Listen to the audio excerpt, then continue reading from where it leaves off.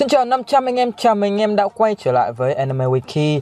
Eren Yeager, nhân vật chính của series anime Attack on Titan, người được biết đến với một khát vọng tự do mãnh liệt, chủ nhân của Titan Thủy Tổ, tiến công và giờ là Titan Chiến Chùy, được xem là một trong những niềm hy vọng lớn nhất trong công cuộc bảo vệ nhân loại trước sự đe dọa của Titan.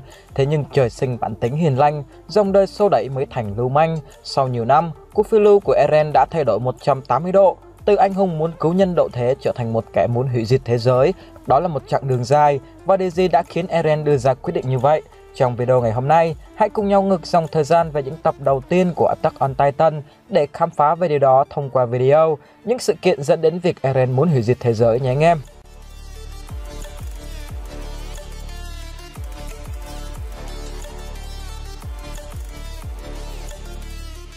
Câu chuyện bắt đầu vào năm 845 trong dòng lịch sử của thế giới Attack on Titan. Lần đầu tiên sau 100 năm được xây dựng, bức tường bảo vệ nhân loại đã bị phá hủy, thành Maria bị xâm chiếm, buộc con người phải lùi mình vào thành Rose để sinh sống.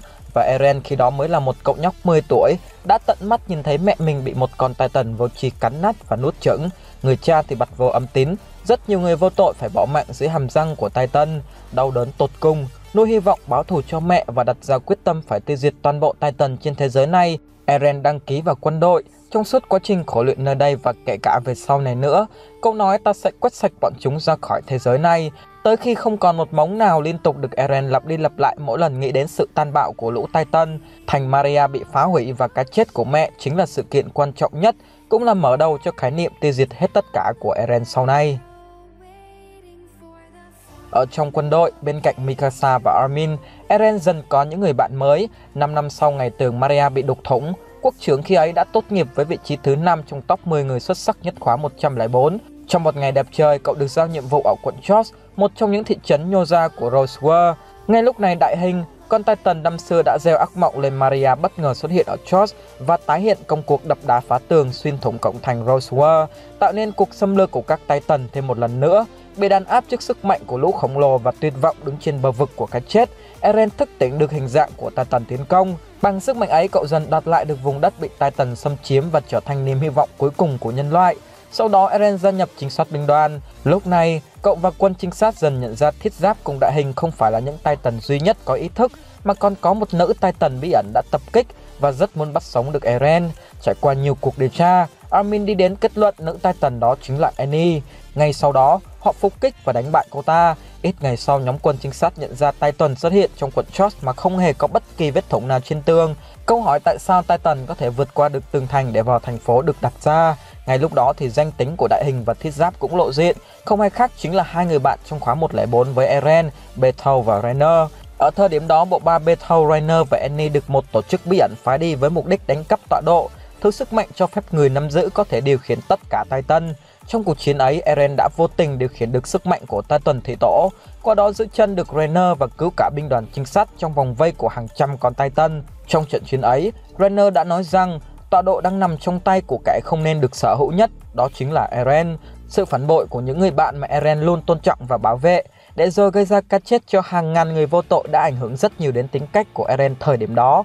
Cậu biết được không những nhân loại đang phải chống lại Titan, mà còn tồn tại những thế lực khác đang muốn tận diệt con người bên trong bức tường. Cũng từ đây, khái niệm muốn tiêu diệt hết Titan của Eren dần được mở rộng sang việc sẽ tiêu diệt tất cả những thế lực muốn đối đầu với cậu và đồng đội. Eren ý thức được đằng sau sự xuất hiện của Titan và các bức tường là một câu chuyện đã được che giấu. Chiếc chìa khóa và tầng hầm của cha cậu sẽ là thứ giải quyết tất cả những khúc mắc của nhân loại bên trong bức tường.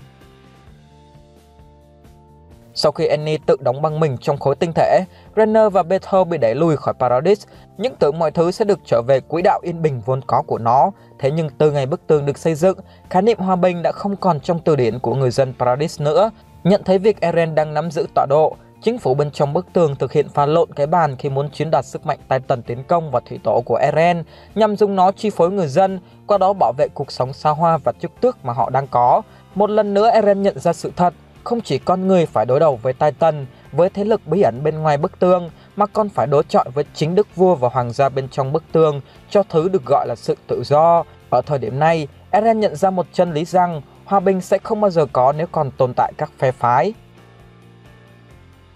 Bỏ qua sự việc xảy ra ở đồn điền của dòng họ Reyes khi Historia bị ép phải ăn thịt Eren để đoạt lại thủy tổ. Một thời gian sau đó, quân trinh sát quyết định tổ chức một cuộc tấn công vào Shiganshina để vá lỗ thủng tường thành Maria năm xưa bằng khả năng hóa cứng của Eren. Sau khi chiến dịch thành công, những người còn sống sót đã đến được tầng hầm của nhà Eren và khám phá ra bí mật của Grisha. Cũng từ đây, mọi nhận thức của Eren bắt đầu thay đổi hoàn toàn.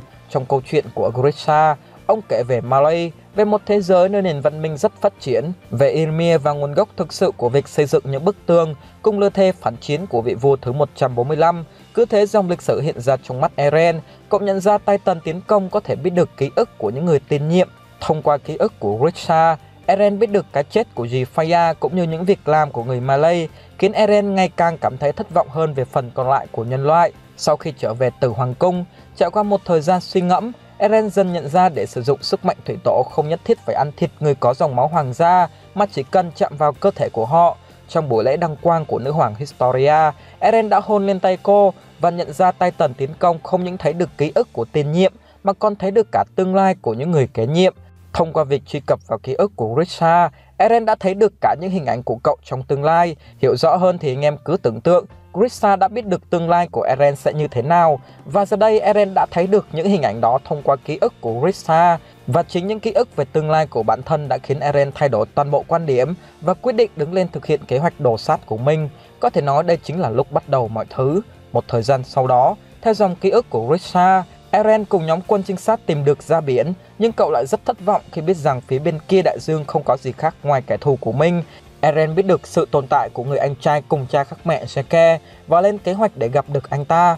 Đó chính là bước đi đầu tiên trong kế hoạch diệt chủng của Eren. Trong 4 năm time skip, Eren vẫn tìm cách tiếp xúc cơ thể với Historia nhiều nhất có thể, nhằm thông qua đó sử dụng được sức mạnh của Titan thủy tổ kết hợp với Titan tiến công để quay trở về quá khứ và chỉ cho phép Grisha thấy được những hình ảnh nhất định của cậu trong tương lai, qua đó gián tiếp thay đổi quá khứ.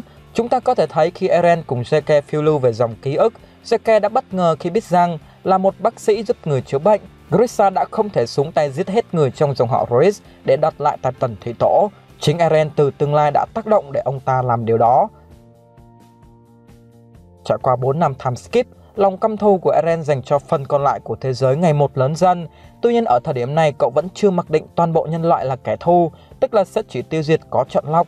Bởi hơn ai hết, Eren biết rằng ở đâu đó ngoài kia của thế giới vẫn có những mảnh đời tương tự như cậu, như Mikasa hay những người bạn thân thiết của mình. Để làm sáng tỏ điều đó, Eren quyết định một mình băng qua đại dương, đột nhập vào Malay. Tại đây cậu cùng ăn, cùng ngủ, cùng vui chơi với người dân của Malay, và thông qua bài phát biểu trước toàn công chúng của gia tộc Tabor, Eren biết được dù thế nào đi nữa, thế giới vẫn sẽ coi nhân loại bên trong bức tường cũng như người Eldian là ác quỷ. Trải qua nhiều thế hệ, điều đó đã khắc sâu trong từng tế bào của mọi người, như thể chúng ta vẫn mặc định bóng tối và ánh sáng vậy. Chưa dừng lại ở đó, cái chết của Sasha đã tác động rất mạnh đến tâm lý Eren thời điểm này. Cậu nhận ra rằng chừng nào còn có các phe phái thì mãi mãi không có hòa bình và sẽ còn mất đi người thân yêu của mình. Đây chính là sự việc khiến Eren dần xác định rằng toàn bộ nhân loại bên ngoài bức tường chính là kẻ thù và lên kế hoạch càn quét tất cả. Để hiện thực hóa kế hoạch đó, ngoài việc Eren một mình thân chinh đến và phá đảo Malay, thì cậu cũng đã thành lập một giáo phái có tên là giáo phái Jaeger và nhận mọi tội lỗi về phía mình, bất chấp bạn bè can ngăn, thậm chí là muốn giết chết cậu. Biết đâu được chính việc cả thế giới đồng lòng chống lại Eren sẽ khiến họ trở nên đoàn kết và cũng từ đó hòa bình được lập lại. Hãy chờ đợi những diễn biến tiếp theo của Attack on Titan nhé anh em. Vừa rồi chúng ta đã cùng nhau tìm hiểu về những sự kiện dẫn đến quyết định hủy diệt thế giới của Eren. Hãy để lại ý kiến của anh em trong phần bình luận bên dưới của video. Còn bây giờ xin cảm ơn anh em đã lắng nghe. Xin chào và hẹn gặp lại anh em trong những video sau của Anime Wiki.